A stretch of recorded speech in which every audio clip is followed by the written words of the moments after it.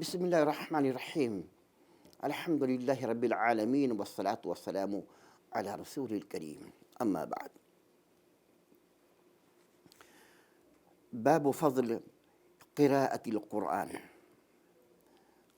عن أبي أمامة رضي الله عنه قال: سمعت رسول الله صلى الله عليه وسلم يقول: اقرأوا القرآن فإنه يأتي يوم القيامة شفيعا لأصحابه.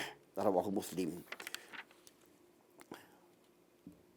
عن عمر بن الخطاب رضي الله عنه أن النبي صلى الله عليه وسلم قال: إن الله يرفع بهذا الكتاب أقواما ويضع به آخرین. رواه مسلم رحمہ اللہ. برادران اسلام، امت مسلمہ کی ترقی کا گامزن اگر کوئی کتاب ہے تو یہ کتاب قرآن مقدس ہے. امت کو ترقی کی راہ پر لانے کے لیے، ترقی کی راہ پر گامزن کرنے، مرتبہ بلند کرنے کے لیے اگر کوئی کتاب ہے تو یہ قرآن مقدس ہے. حقیقت بھی ہے. امت کی تباہی اور بربادی، ذلت اور رسوائی کا ذریعہ، سبب جو ہے اس کتاب کو چھوڑنے میں. آج امت کا ایک بہت بڑا طبقہ جو ہے، امت کا بہت بڑا طبقہ جو ہے گمراہ ہو چکا ہے اس کتاب کو چھوڑنے پر. نجات کا مرکز یہ کتاب قرآن مقدس ہے. جیسا کہ حدیث بیان کیا ہے عمر فاروق رضی اللہ عنہ نے، انہوں نے کہا کہ بے شک رسول اللہ صلی اللہ علیہ وسلم نے ارشاد فرمایا: ان اللہ یرفع بہذا الکتاب اقواما ویضع بہ آخرین. بے شک اللہ تعالیٰ اس کتاب کے ذریعے قوموں کے مقام اور مرتبے کو بلند کرتا ہے. اگر کوئی قوم چاہتی ہے کہ ہمارا مقام، ہمارا مرتبہ بلند ہو، تو اس کتاب کی اہمیت کو سمجھے، قرآن مقدس کو دل سے لگائے. اگر چاہتی ہے دنیا میں ہمارا مقام، ہمارا مرتبہ بلند ہو، امت پر اعلیٰ ہو، امت سے اعلیٰ ہمارا مقام ہو، تو چاہیے اس کتاب کو لگائے، دل سے لگائے اور کتاب کو پڑھے، اس پر عمل کرے، اس کے احکام، اس کے مضامین کو سمجھے. اسی میں نجات اور اسی میں بھلائی اور اسی میں جو ہے ایک مسلمان کی کامیابی ہے. چھوڑ دیا اس قوم نے، اس کتاب کو چھوڑ دیا، تباہی ان کا جو ہے، تباہی بربادی ان کے لیے ان کا مقدر ہو چکی ہے. جہاں دیکھیے مسلمان مارے جاتے ہیں، کاٹے جاتے ہیں، ان کی تباہی اور بربادی ان کا مقدر ہو چکا ہے. ہر جگہ، ہر ممالک میں مسلمان لگتا ہے کہ کوئی ان کی طاقت نہیں. سب سے بڑی طاقت ایمان ہے. ایمان اگر ہے اور سچا پیور ایمان، صحابہ کرام جیسا اگر ایمان ہے، تو واقعی ہمارا غلبہ ہوگا، ہماری کامیابی ہوگی اور ہماری فتح ہوگی. لیکن نہیں، قوم نے قرآن کو چھوڑ دیا. اللہ کے نبی نے کیا فرمایا؟ ان اللہ یرفع بہذا الکتاب اقواما ویضع بہ آخرین.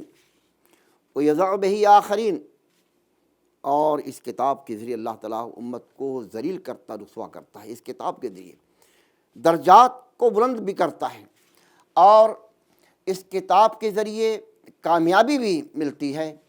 جب ہم اس کتاب قرآن مقدس کو لگائیں گے، اس پر عمل کریں گے، اس کو سمجھیں گے. آج امت کا ایک بہت بڑا، مسلمانوں کا ایک بہت بڑا طبقہ جو ہے قرآن کو استعمال کرتا ہے چومنے اور چاٹنے کے لیے. قرآن کو استعمال کرتا ہے تعویذ گنڈوں کے لیے. قرآن کو پڑھنا، قرآن کا درس دینا، اس میں غور و فکر کرنا ان کا مقدر نہیں ہے. ان کا کام، ان کا یہی ہے، قصے، کہانی، جھوٹے واقعات، جھوٹے فضائل. آج دیکھیے بہت بڑا امت کا ایک بہت بڑا یہ خطرناک جو ہے یہ مشن چل رہا ہے کہ قرآن کو اگر کوئی پڑھے گا تو گمراہ ہو جائے گا۔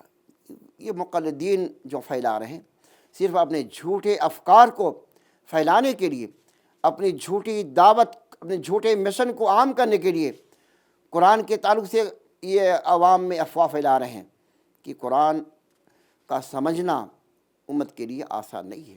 یہ ان کی حماقت ہے، ان کی جو ہے بیوقوفی ہے، ان کے ہم کیا ان کو کہیں، ان کی عقل کی ہم داد نہیں دیں گے۔ اللہ انہیں ہدایت دے جو کہتے ہیں کہ قرآن سمجھنا بہت مشکل کام ہے۔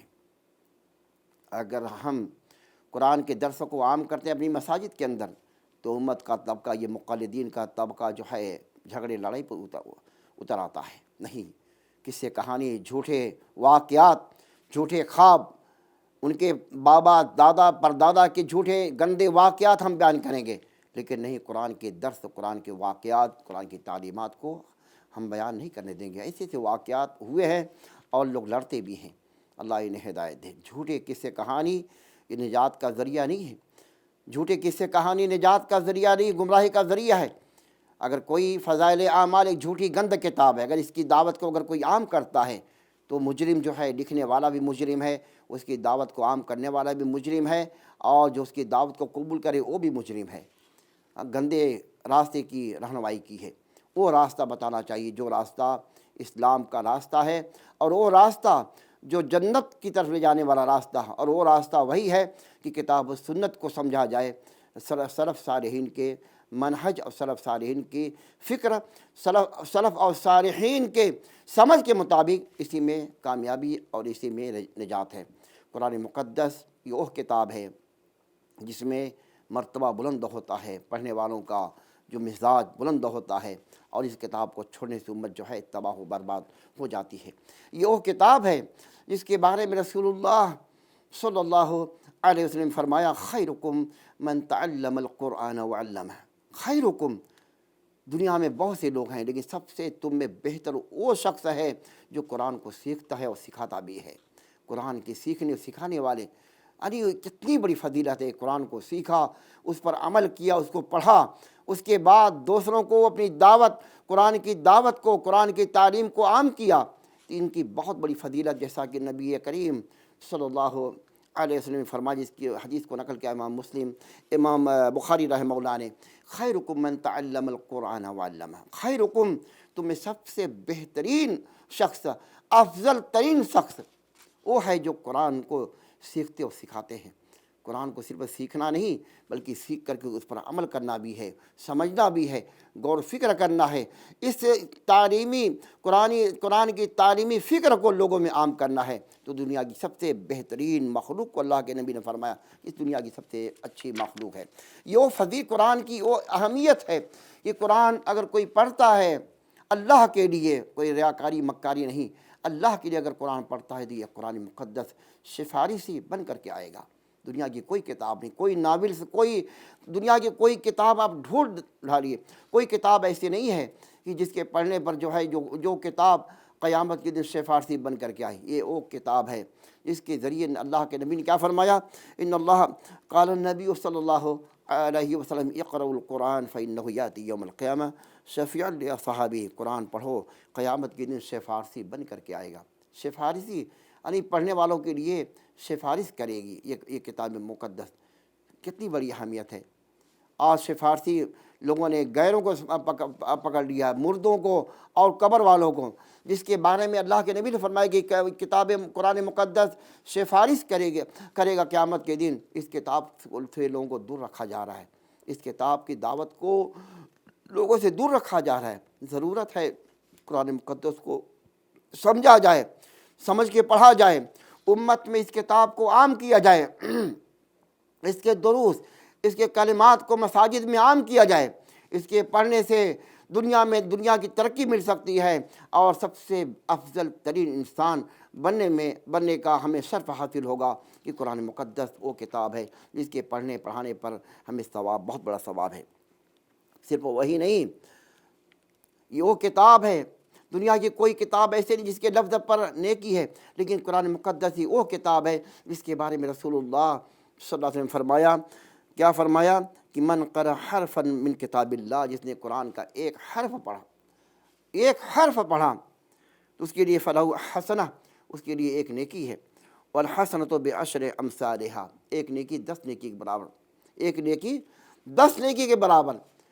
ایک لفظ اگر کوئی ایک حرف کوئی پڑھے گا تو اس کو کتنا 10 نیکی ملتی ہے۔ اللہ کے نبی نے کہا کہ لا اقول، میں یہ نہیں کہتا کہ الف لام میم حرف، یہ نہیں کہتا کہ یہ الف لام میم یہ ایک حرف، نہیں، الف حرف ولیکن الف حرف ولام حرف و میم حرف، الف ایک حرف ہے، لام ایک حرف، میم ایک حرف ہے، 30 نیکی ملتی ہے۔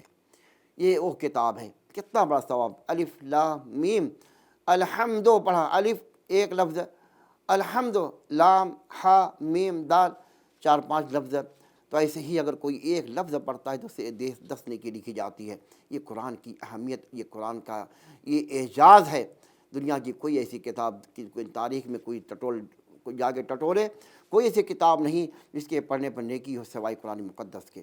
قرآن مقدس کی وہ کتاب ہے، اس کو پڑھا جائے اور اس پر عمل کیا جائے، اس کو سمجھا جائے، یہ کتاب فارسی بن کر کے آئے گا، اور یہ کتاب پڑھنے والوں کے لیے جو ہے دلیل حجت جو ہے جھگڑا بھی کرے گا۔ یہ کتاب جیسا کہ نبی نے فرمایا سورہ البقرہ وآل عمران، تو حاجان تو جادلان، یہ اپنے پڑھنے والوں کے لیے اللہ کے یہاں اللہ سے جھگڑا بھی کریں گی کتابیں۔ یہ جو ہیں 2 صورتیں البقرہ و آل عمران، اس کی بہت بڑی فضیلت ہے۔ اللہ تعالیٰ ہم تمام مسلمانوں کو قرآن مقدس یہ اللہ کی کتاب ہے، اللہ کا کلام ہے۔ اللہ اس کو، یہ کلام یہ مخلوق نہیں، اللہ کا کلام ہے۔ اگر کوئی کہتا قرآن مخلوق ہے وہ کافر ہے۔